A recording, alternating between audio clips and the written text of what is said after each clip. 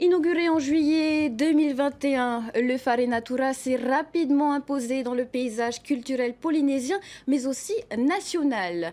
Il est une vitrine pour la culture et la biodiversité locale et il est également un outil de réinsertion sociale. Un établissement que l'on vous fait découvrir ou redécouvrir dans ce reportage signé Nicolas Pérez.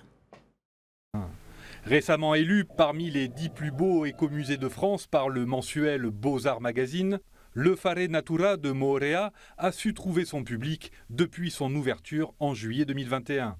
La preuve en est, puisqu'avec 70 000 visiteurs en 2 ans, l'écomusée a dépassé ses objectifs.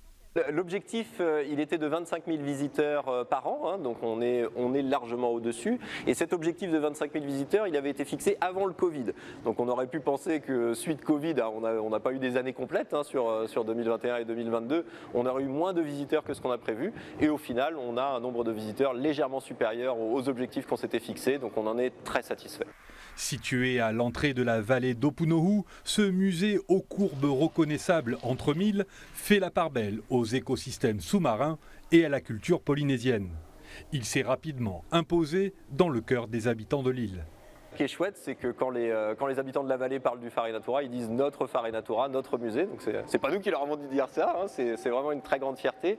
C'est aussi lié au fait que on joue le jeu, c'est-à-dire que quand on embauche des jeunes, on embauche les jeunes qui habitent le plus proche du musée. Quand on doit faire appel à des prestataires, on fait appel à des prestataires qui travaillent, qui habitent juste à côté du musée. Vraiment dans une logique écomusée où en fait c'est le territoire autour du musée qui doit bénéficier du développement apporté par le musée. Une proximité qui fait ses preuves, puisque sur les 100 jeunes de l'île embauchés en service civique, 90% ont soit trouvé un emploi, soit créé leur entreprise.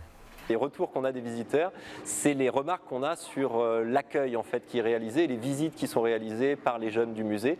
Et ça fait extrêmement plaisir. Au final, le bâtiment est superbe, mais on a relativement peu de remarques sur la beauté du bâtiment. Il ne faut pas dire ça à Jacques Rougerie, l'architecte, hein.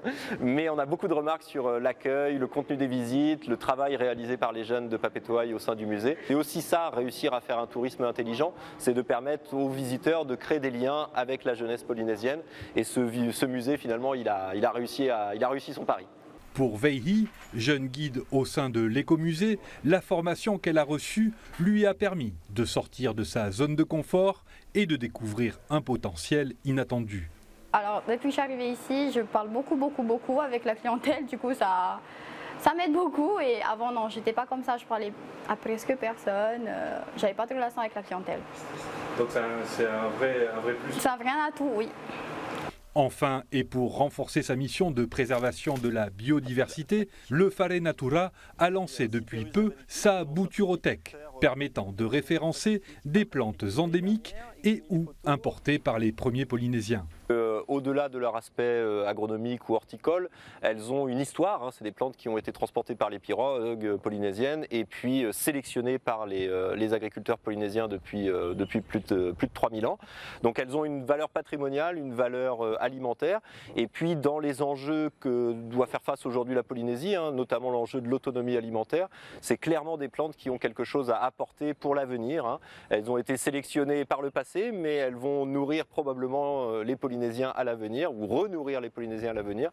Un avenir qui s'annonce donc radieux pour le Fare Natura, qui envisage pour l'année 2024 la mise en place de collaborations avec de nombreux musées du Pacifique.